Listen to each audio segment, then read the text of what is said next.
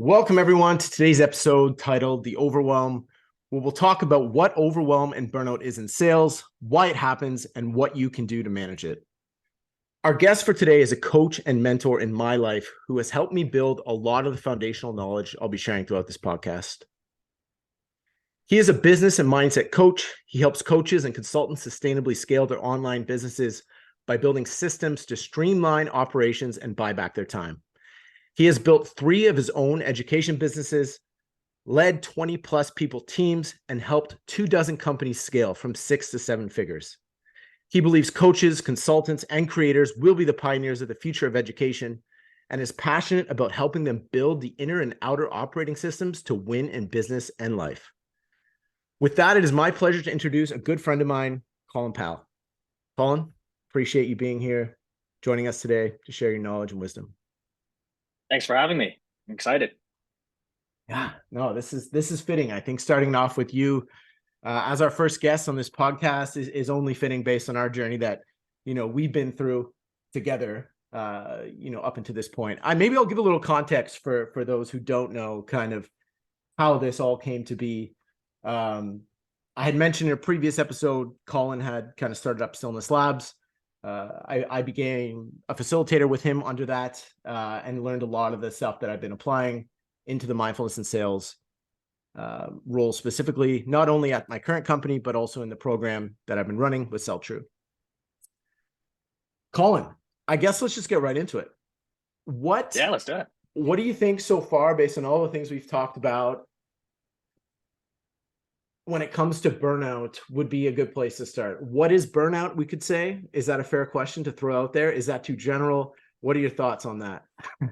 No, I think that's a perfect place to start. So if we're to define burnout, right, we could look at, WHO, World Health Organization's definition of burnout, which is that burnout is a syndrome resulting from chronic workplace stress that has not been successfully managed, right? Mm-hmm. So, if we look into just what that looks like and kind of explore a little bit about like the different types of burnout. Because burnout can look different and feel different for each person, right? There isn't just like, one clear way of knowing whether you're burnt out or not, whether you're just overwhelmed, whether you're just overstressed, whether you're just dealing with chronic stress, chronic anxiety, depression, and so on. There's so much that can just be lumped together in terms of what, burnout can look like, Mm-hmm. right?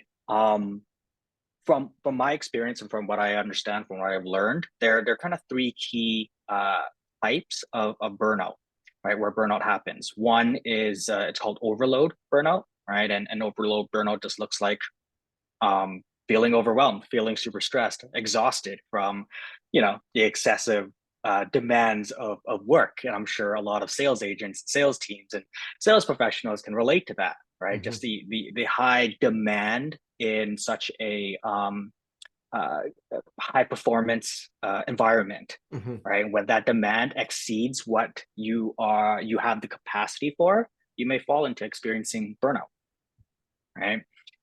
The second one, which is an interesting one, is, and not many people think of this one or notice this one until they're experiencing it, right? Is the under challenged type of Mm. burnout, right? So it's like almost the complete opposite. Wow. If you want to look at it that way, right? And Yeah. that happens when, professionals are experiencing, a lack of growth and development in the work that they're doing, right? And there's a lack of alignment between, the work they're doing along with their purpose, their values, their passions, right? They fall into this state where they're no longer feeling that motivation, that enjoyment in their work anymore, right? And so what happens is they start to cope by distancing themselves from the work that they're doing, and that shows up in a form of burnout. Mm-hmm. Right? It's very interesting because Wow. it's like it's not that they're overly stressed; it's just the work they're doing is not aligned anymore. Wow. That's not what a lot of people think of when they think of burnout. Literally, like you said, the complete Yeah. opposite. But it makes sense because you're not feeling engaged. You're not feeling necessarily like you're doing what you can be doing to your full potential. And I guess Hmm. those limitations and lack of um, utilization of ability leads to that burnout piece. And does it hit the same way as that overwhelm burnout in the body? Mm-hmm. Wow. It doesn't. It can feel differently, right? I mean, there's different factors that contribute to each one. Mm-hmm. It can feel similar in the sense that you just, to me, burnout it's not, it goes way beyond just stress, right? Burnout is this additional feeling of emptiness, kind of like a void of motivation and joy, right? That's the way that I would describe my experience with burnout Mm-hmm. versus my experience with just being overworked and really stressed. I go through seasons where I'm just like hustling really hard and experiencing a lot of stress, but like it's fun stress, it's Mm-hmm. great. I'm doing something that's aligned and it doesn't feel like burnout. Whereas, there was a season in my life where I did feel that burnout, right? Mm-hmm. And even though the workload was more or less the same, there was this feeling of emptiness, this void, this lack of motivation, this lack of engagement and Mm-hmm. alignment to my work. Yeah. I can relate to that. That happened to me actually when I burnt out. I no longer cared about what I was doing. I felt like I was meant to be doing something else. And I feel like when you're in that mindset as well, it's tough to go back and be like, I'll just go back to this. You've almost kind of broken away, and for some, we have this realization that this isn't for me, and that can be really tough. That can be really tough to accept. Mm-hmm. Yeah. All right. And there's so many internal factors that are at play as well. Like for those that feel or experiencing the under challenged, the lack of alignment type of burnout, because internally you're going to develop these unconscious coping mechanisms, right? In order to, it's out of the desire of bringing you back into comfort, bringing you back into alignment. And you might not realize that. You're just like, why do I feel so detached from my work? Why do I feel like I'm procrastinating all the time? Why do I feel like there's so much resistance, Mhm. right? And they internalize that. They think there's something wrong with them, right? Am I just, am I flawed in a certain way? Am I just a procrastinator? Am I too caught up in my perfectionism? Right? When the reality, when what's really happening is those are all just coping mechanisms that you have unconsciously developed in order to send you that signal that that, hey, something's out of alignment here. I Mhm. need to take a step back, pause, reflect on this, and look at, okay, what's actually going on here? What's actually going on internally, right? Because when people think of burnout, they think external. They think it's my work, too much going on, too much responsibilities, too much tasks, the overload of all of that, Totally. right? Yeah. What they don't look at is what's actually going on inside as well. Yeah. And so there's both external and internal factors that are at play that contribute to burning out. I love that. I appreciate that Yeah. insight. I feel like that's a very fresh perspective for many listeners, probably when they think of, burnout. It's become a buzzword. It's become a word that maybe we're always redefining, and it is a very popular phrase, especially over the Mhm. last few years. So I think giving that additional context to that is really, really powerful. Yeah, yeah, definitely. And I want to speak to the third one too, which Mhm. is oftentimes overlooked as well, right? So we have overload burnout. That one makes sense. That one's clear. I think a lot of people experience that. A lot of people knows what that looks like, feels like. The under challenge one, the second one I was just talking about, Mhm. and then the third one as well is this. It's a helplessness burnout, right? It's a burnout that you feel when you feel a lack of control or a lack of autonomy, a lack of influence over Mm. either your work or over a certain challenge that you're experiencing, right? A certain challenge you're experiencing in life, a certain challenge you're experiencing at work. And then there's this helplessness that you feel because you're just like, I have no control over this. I have no ability to move through this right now. I have no clarity on what I need to do, right? This Mhm. leads to this internalization of feeling incompetent, feeling unworthy, right? Which then leads to that lack of motivation, which then, you go down that spiral. So that's Yes. also another form of burnout that many people might feel as well. Wow. Every single one of those types of burnout I have felt at some point in my career. So hearing all those, the mind right now is racing with different times when I've experienced that. So I'm sure we all have had an experience with one of these things at one point. Um, but maybe there is elements that we weren't able to recognize. What does it look like? What should we look out for to see if we are burning out in one of these three forms? Hmm. The most common symptoms of burnout are obviously mental and emotional exhaustion, right? So you're just feeling mentally, emotionally drained, and Mhm. it's like everything you do doesn't impact it, doesn't boost that up in any way, right? You can get all the amount of sleep, you can look at nutrition and work on your diet, move, exercise, all the typical self care, typical self improvement tips. You take that all, and yet you still, at the end of the day, feel just mentally and emotionally drained, right? So that's one sign that you're burning out or burnt out, right? Another common one is a lot of negative feelings and negative thoughts towards your work, Hmm. right? That's interesting. Yeah, yeah, right. This one's another common one where, just because of their experience and their relationship with what's going on now, they start to create a lot of internalization, a lot of feelings and thoughts that are just typically more negative than what you would normally be experiencing towards your work, towards yourself, towards those around you, right? Which then leads to the third one, which is a detachment from your work. You start to detach from work in order to protect yourself, Mhm. right? This is that unconscious mechanism, coping mechanism again, right? Because you're experiencing so much discomfort with your work, right? Unconsciously, you detach, you disengage from it, right? Yeah. And the more you disengage from it, the less motivated you feel, the less enjoyment that you experience from your work, the less meaning you create out of your work, right? Which then leads to reduced productivity, reduced performance, right? And all sorts of other unhealthy coping mechanisms in order to deal with to manage the stress that we don't know how to manage, Mhm. right? That's the key thing here, right? The key lack. Right. If you're experiencing burnout, there's nothing wrong with you. All it is you're lacking a certain set of skills and tools to better manage your burnout and your stress. Yeah. Yeah. And I think that is exactly why we're here, because I know for sure many listeners are able to relate to a lot of these points. It's like, cool, yeah, all right. Now what can we do about it? If this has happened or will happen or is happening, what can I do about it? One, maybe for previous experiences of when it happened, and also for the present and maybe future state when it does. I think a lot of individuals in the selling community do experience the overwhelm element. Obviously, right now, selling is tough. Quotas are increasing, team sizes are reducing.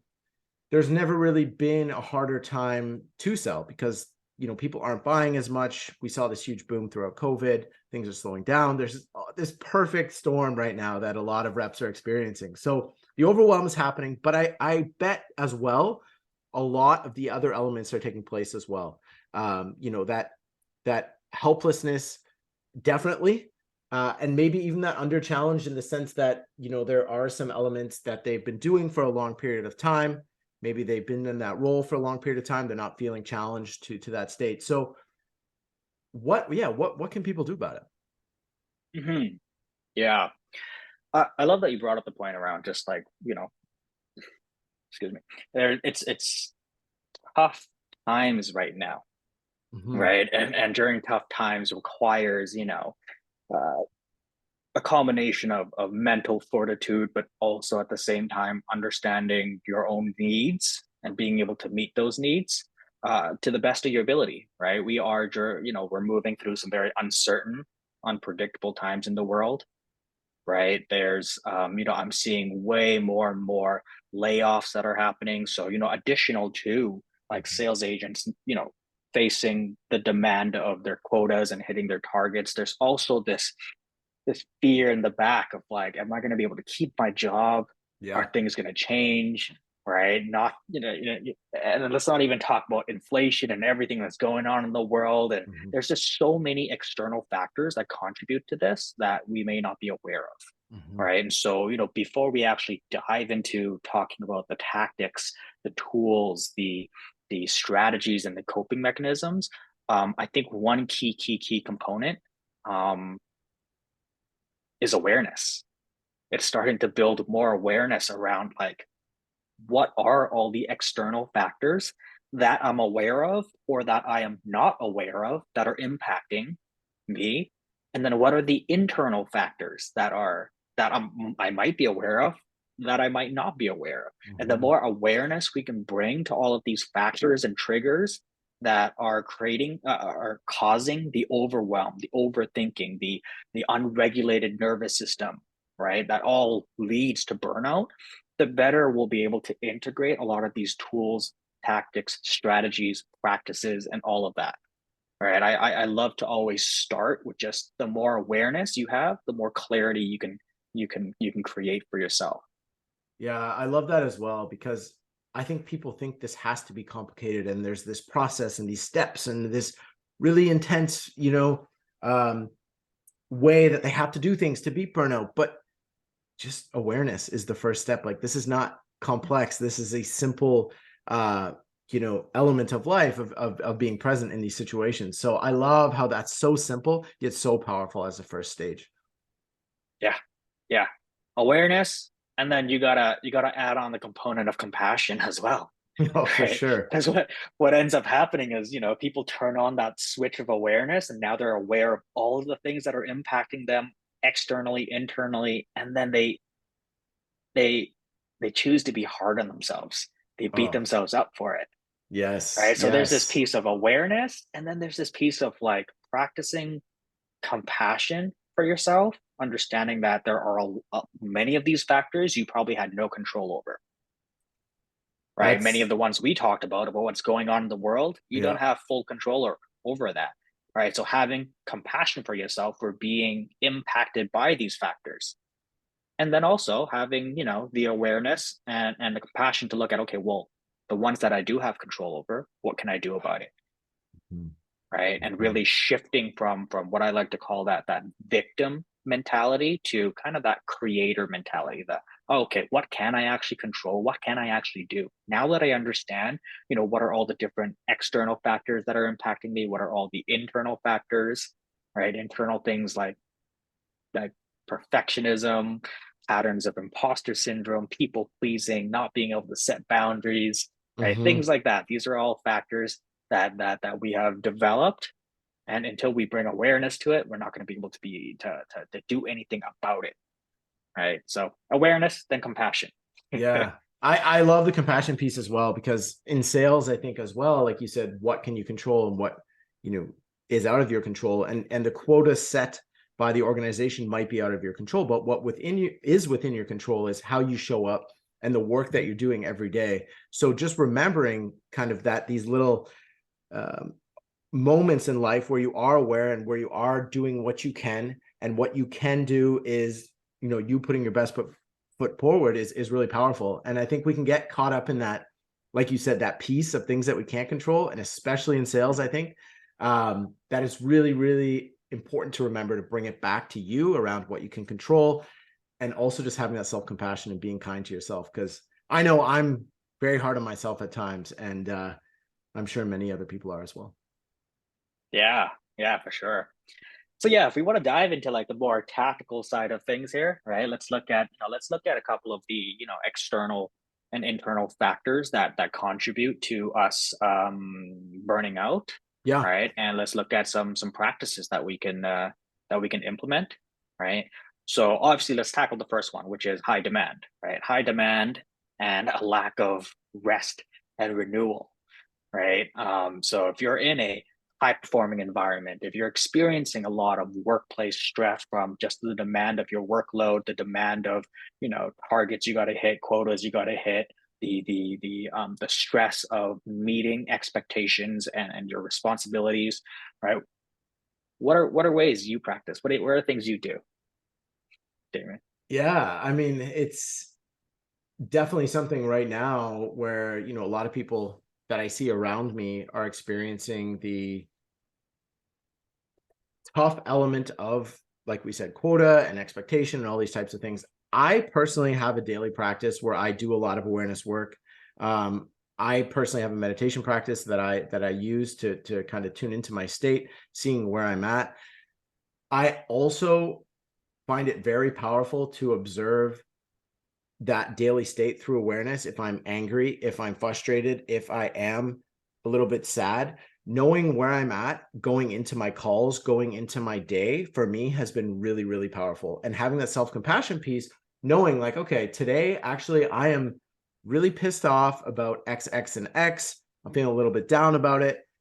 I'm going to be gentle to myself as much as possible today. And having awareness of that has allowed me to kind of treat each day as I need to, in the sense that depending on my state, through my awareness, through meditation, just overall awareness, I'm able to adjust accordingly. So, it could be something so simple. Like if I am, if I just had a tough call with someone who maybe it's a prospect, I was really banking on this deal to close. I need this deal to hit my quota, 2 days left in the month. They just told me no. That sucks. So you have to take that and sit with that and process that. But what happens is I think a lot of reps just carry that into their day and into the week and into the month. And it's just compounding, it's compounding and compounding. And then that happens again and it happens again. And then before you know it, that overwhelm burnout element takes place. So for me, my biggest tool that I've been using is around that awareness piece, and that not even daily, but frequently throughout the day, seeing where I'm at. And there's been days where I'm like, I'm not in a good place today. I am not in a good place to sell today. I'm going to have to take the day. And I know that the next day I come back, I will accomplish more than I would have had I continued in that state. So for me, that's been really powerful. I love that. I love that you brought that up, right? What I'm hearing from, the different practices and routines and tools you're using there is it's a practice of self-regulation, right? And this is, you'll hear this a lot in the space around nervous system work and healing, not just healing, trauma, but also just managing your Mhm. stress and the impact of stress on your body. Right. So what I heard a lot of was, regulating and learning when to regulate when your body is experiencing, an extreme amount of stress. Right. And this is an extremely powerful tool and probably one of the most important one that's going to help you manage burnout here. Right. So when I speak of regulation, one thing to understand is how stress works in the body. Mhm. Right. So many of you may have heard about the nervous system, the autonomic nervous system, and the different stress responses that your body creates in response to stress, whether that's external stress that's happening in your day or internal stress that you're creating from within. Mhm. Right. And so, there's the fight or flight stress response that we have, there's the freeze stress response we have, but then there's also, this safety and connection, the socially engaged stress response that we have. Right. And we can have that response when we're feeling stressed. Right. And so, stress here is not a bad thing. It's only maladaptive when we're unable to manage that. Right. Mhm. So, in the study of polyvagal theory and the study of the nervous system and how we respond to stress, there's something called the window of tolerance. Mhm. Right. And so you go through your day, you're going to be experiencing triggers that create fight, flight, sometimes freeze, and you're going to circulate through all of that, right? Kind of like waves, right? And there's absolutely nothing wrong with that. Obviously, the most ideal is if we can, every time we feel triggered, aroused, or activated, we're bringing ourselves back to the baseline of safety and connection, right? And so there's something called that window of tolerance that you're operating within, right? Burnout happens when we are living outside of that window of tolerance for way too long, right? Mhm. When we're experiencing stress more than our body and our nervous system has the capacity to tolerate, has the capacity to regulate, right? And when we're outside of that window of tolerance for way too long, over extended periods of time, that's when we start to experience that burnout, Mhm. right? So the goal here, as you mentioned, was to find practices and tools to learn to regulate yourself, to bring yourself back into that window of tolerance when you're outside of it, right? That's goal one, Yeah. right? Another goal is to also increase your capacity by expanding that window of tolerance a little bit more, right? Everyone's going to Mhm. have a different window of tolerance, right? You can have, you know, 20 sales agents in the exact same environment. Why is it that some of them burn out and others don't? Right? Each one of them will have their own different window of tolerance. right? Mhm. And it's not a matter of who has a better window of tolerance or not. It's just understanding, having the awareness of what your window of tolerance is, and learning to better manage your stress within that, right? Mhm. Learn tools to increase that capacity so that you can hold and take on more stress in a healthy way, right? And we increase that window of tolerance by successfully learning to move ourselves out and back in to that window of tolerance, Hmm. right? That Okay. repetition of constantly being able to have that fluidity and flexibility of being triggered, being stressed, bring yourself back, regulating yourself, getting activated, regulating yourself, getting activated, regulating yourself, Mhm. right? It's Mhm. kind of like a nervous system fitness, right? You want to build muscles, you go in there and you do the reps to build the muscles, Yep. right? You Yep. want to build that mental fortitude, you go up there and you create stress, engineer stress, but then also regulate yourself so you can bring yourself back to that safety, to that connection.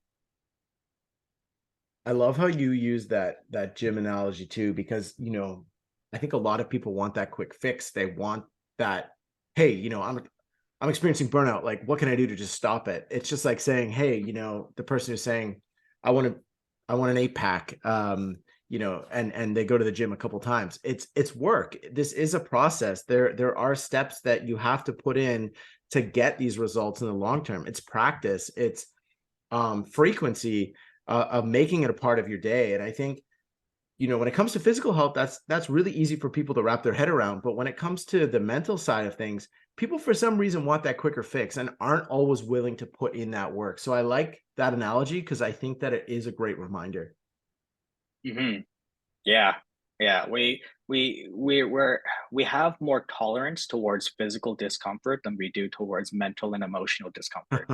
There it is. We There have it this is. aversion to it, Yeah. right? Yeah. Physical discomfort, sure. There's some people that have great tolerance for physical pain. They're okay with going to the gym and crushing it with high intensity workouts, burning themselves out physically and then Yeah. feeling great again the next day, right?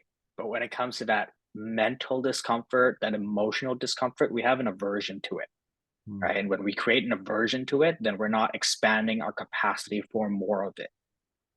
Wow. Yeah. And so there's definitely, the work of knowing how to regulate yourself and bring yourself back to safety and connection. But then there's also this skillfulness of being able to engineer good stress, engineer good danger and risk.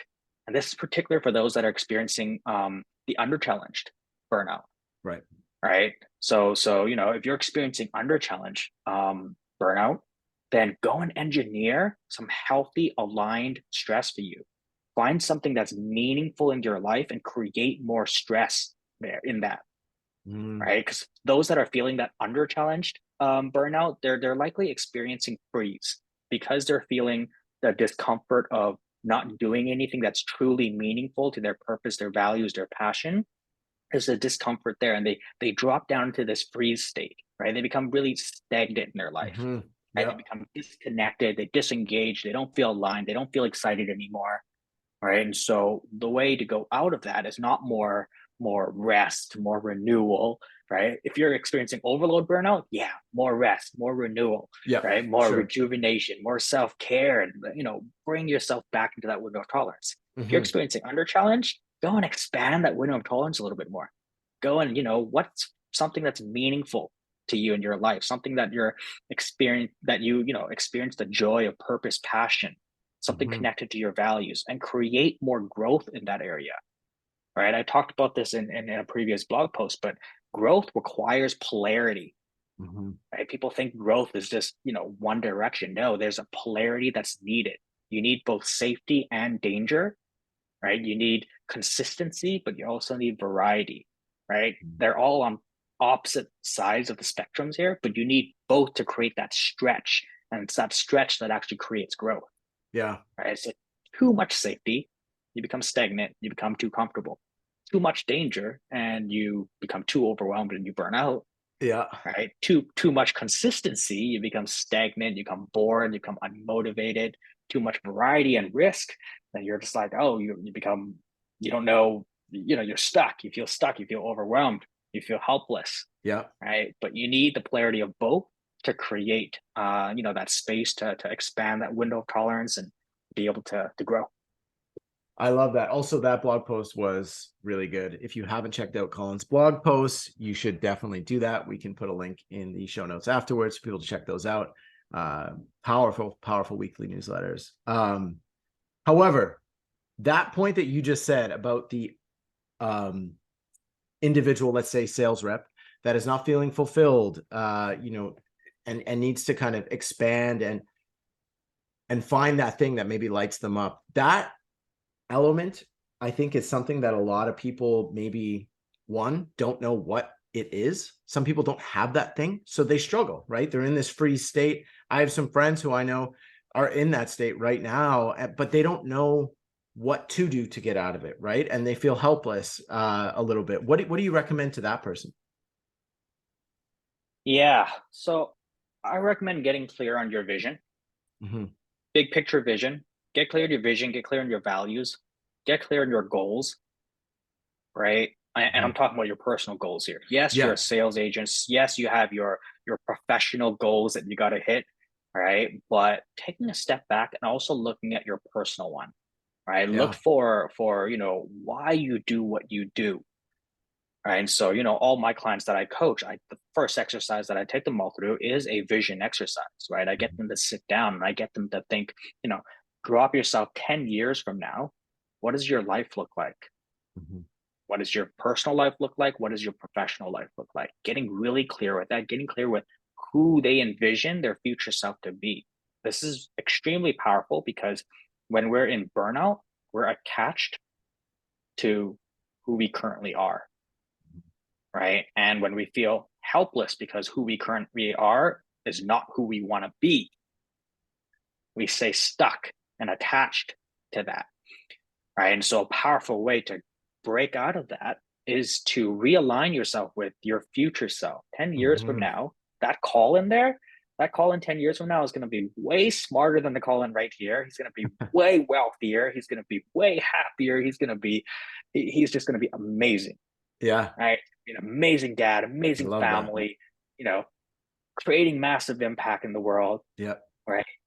And when I can envision that and I can start to reconnect with that future self, right? It expands my perspective. I become less attached to what I'm experiencing just right here, right now. Mm-hmm.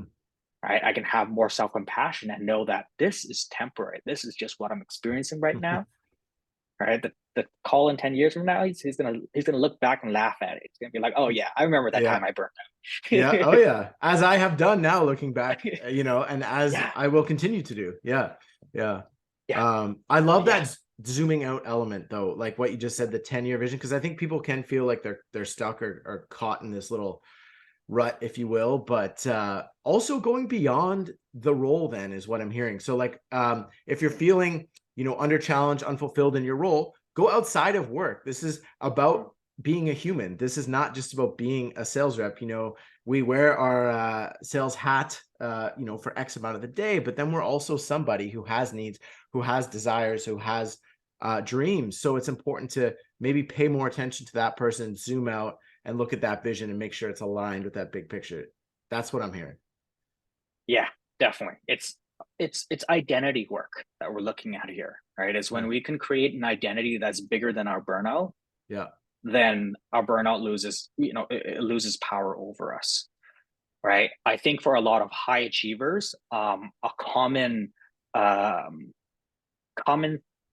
trap we fall into is the do have be, right? When I do this, then I will have that. When I have that, then I will be happy. Yes. I will be fulfilled. I will be wealthy, right? And that's a trap we fall into, right? And so the identity shift work we want to work with, that we want to implement here, is to turn that around to a be, do, have. How can I be my future self now? That amazing person I know I'm going to be, the person that's going to accomplish so much, the person that's happy, filled, living the life that I desire. Can I be that person now? And from that place of being, go and do and operate from there.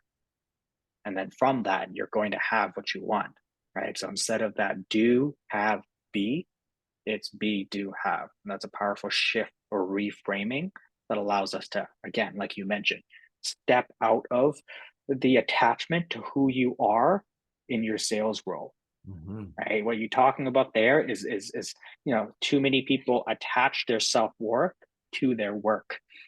And so when their work is not going the way they want it, they immediately tie a meaning, a story around their self-worth and who they are because of that. Yeah. And I think, especially in sales, where you're probably tracked more than anything else in terms of your direct output, right? So if you hit this number, that means you're doing a good job. Pretty straightforward. You don't hit this number, that means you're not doing your job. And that is what it is to an extent, right? So it's very easy when you're not hitting that number to feel like you're not doing your job, which then can lead to you feeling like you're not doing things well, you're not being successful.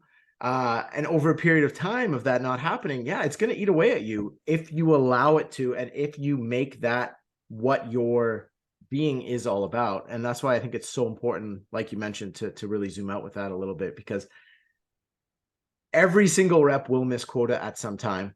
It's not a matter of if, it's a matter of when. Something that I've said a few times already, and it's the question of, are you prepared for when that happens? Are you prepared to do what you have to do to get through that? And I don't think a lot of sales reps are right now. Mm-hmm. Yeah, yeah, big time. And this comes back to their relationship with failure. Right. And this is another powerful tool to play around with too, is asking yourself, what's my relationship with failure? What does failure mean to me?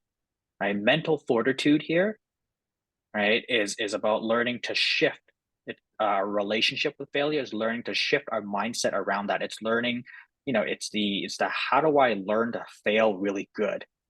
Because it's inevitable, as you talked about.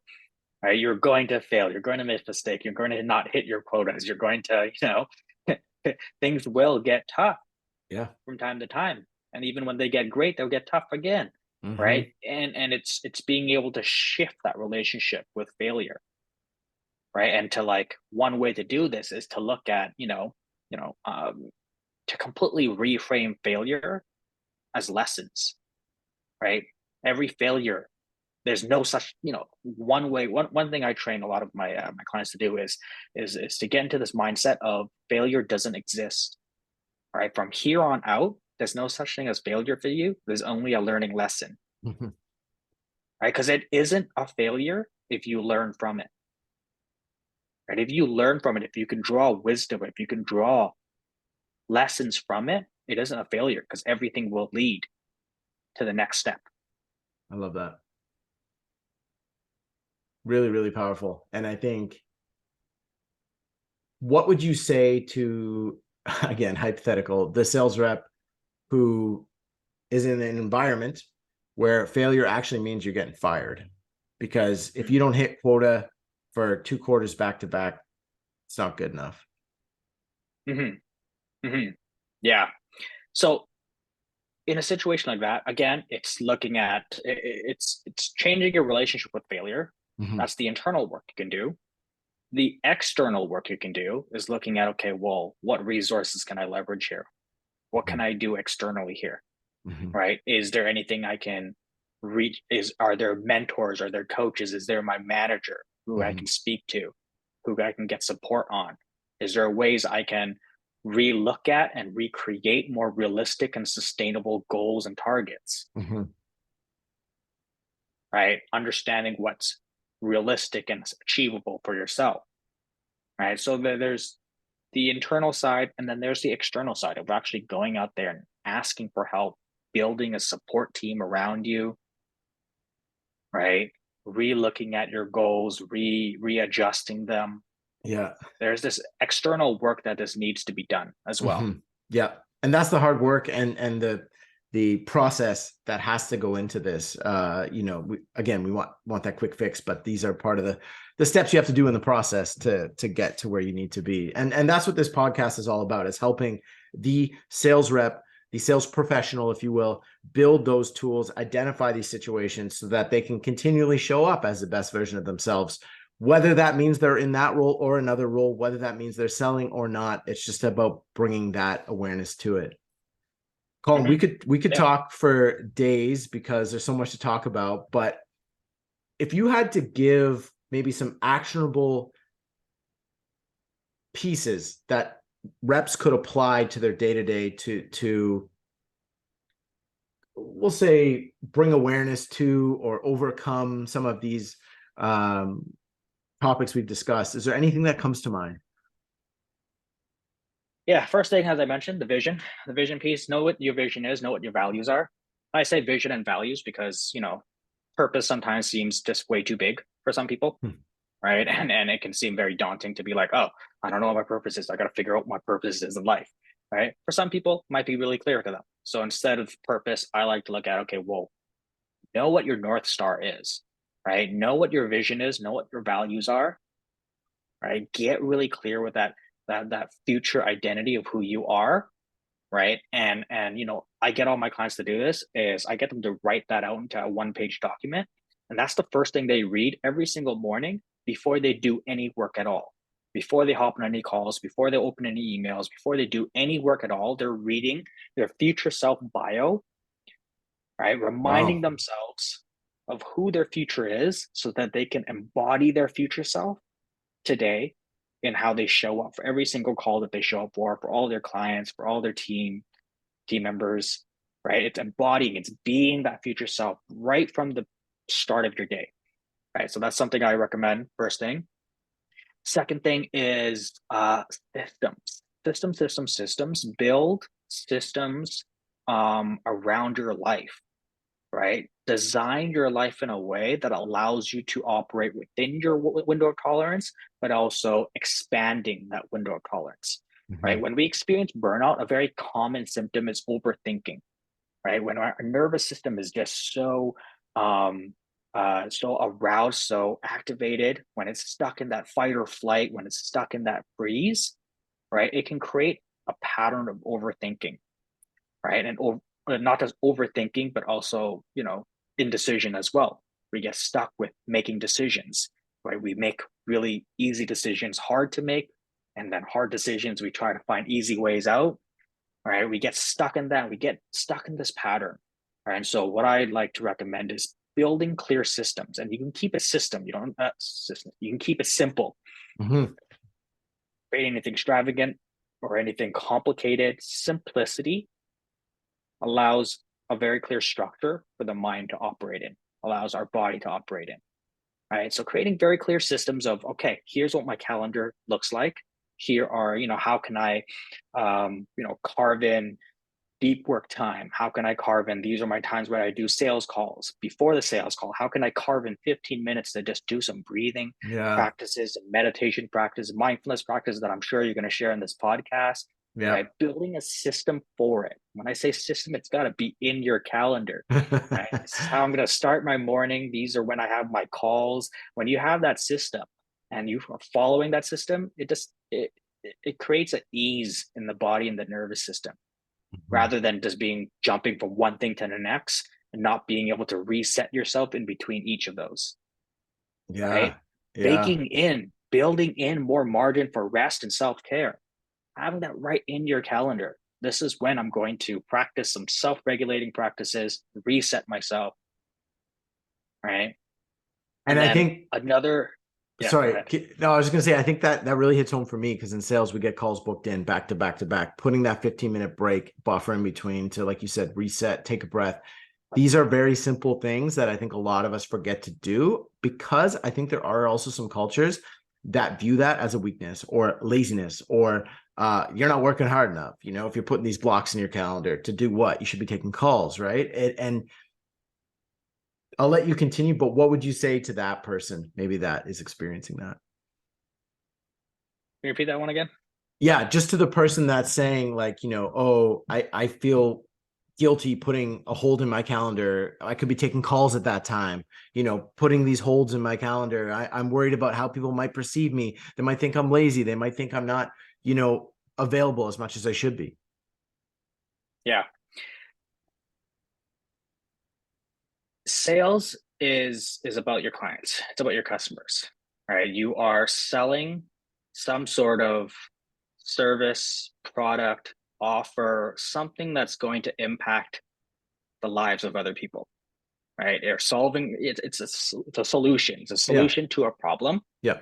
right? So the beautiful thing about being in sales is you're in service of people. You're in service of solving people's problems, solving people's issues, creating more transformation, impacting people's lives some way or another, or their business or whatever it is, Mhm. right? If you can't invest in yourself to be your best, how can you show up in full service to the other person? I love that. Yeah. Right. So it's reframing this, because what I'm hearing is I don't want to put in blocks in there because I rather sacrifice myself in service of other people. Mhm. Right. I don't want to block off time so it looks weak. I'm gonna not do that. More space for more calls to be booked on my calendar so I can serve more people. But really, if you're self-sacrificing, who are you actually serving? Who are you actually helping?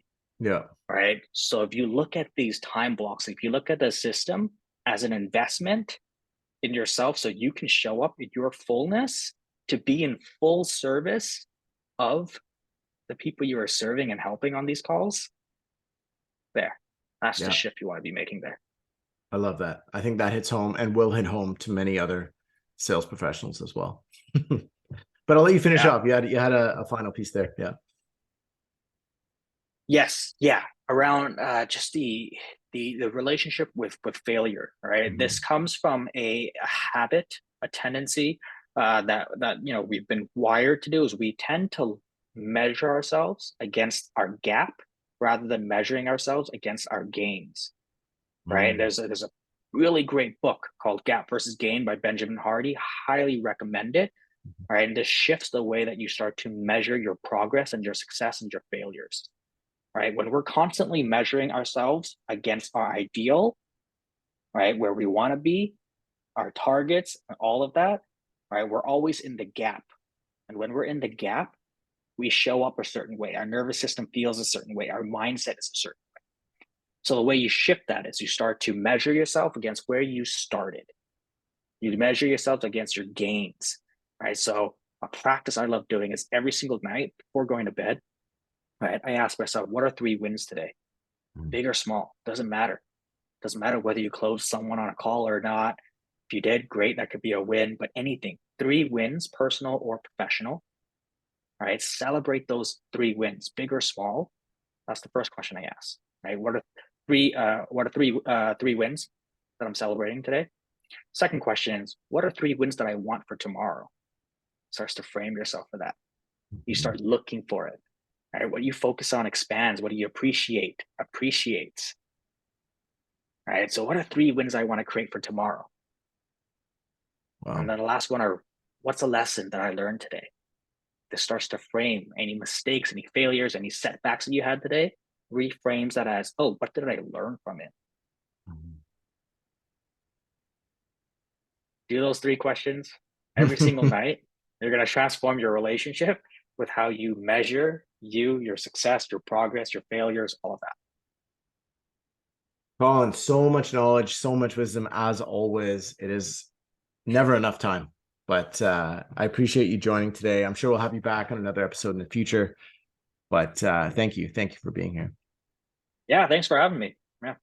Yeah. And if anyone's interested to, reach out to Colin regarding what Colin does, you can see in the show notes a link to his newsletter, and colinpal.com is his website. I'll also put a link in the show notes. But yeah, thank you for this amazing episode. I know that this will not only be very informative for many, but also very, very helpful. I think there are some actual elements of this that can be applied into the day-to-day, and hopefully it is helping at least one person out there. So thank you so much, Colin. Thank you. Thanks, Damien.